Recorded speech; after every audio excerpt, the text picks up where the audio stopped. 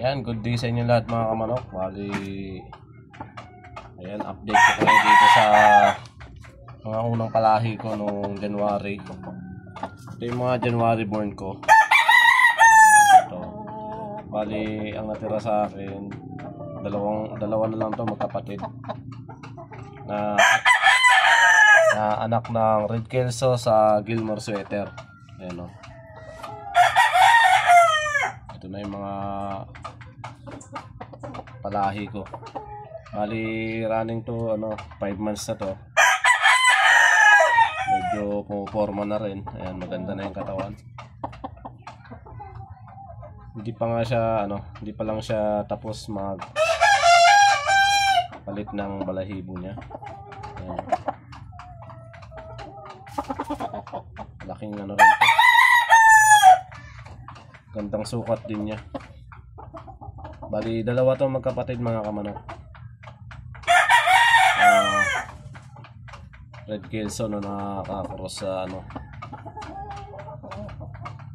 sa Gilmore Sweater. Ayan, bali susubukan natin to ngayong December. Ating mga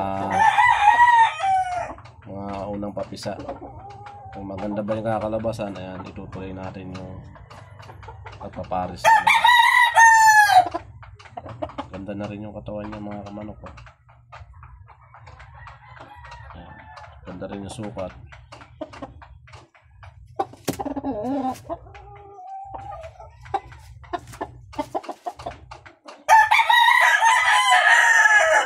Medyo bumagsak na lang yung niya, palong niya. Ayan, pero ayos lang. Tatanggalin na rin natin to pagkatapos niya magpalit ng pagkatapos na siya magkaroon ng balahibo niya. Ayan, ganda rin yung kulay niya, manang-mana doon sa tatay na Red Kelso natin na B-boy lines. Ayan o, pogi din.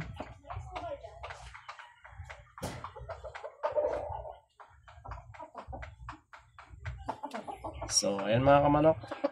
Ayan. Nandito na lang yung ating video. Yan, kung bago pa lang kayo sa aking channel, ayan, huwag niyo kalimutan mag-subscribe. Saka hit nyo rin mga kamanok yung notification bell para updated po kayo palagi sa aking mga bagong video. Ayan, maraming salamat mga kamanok.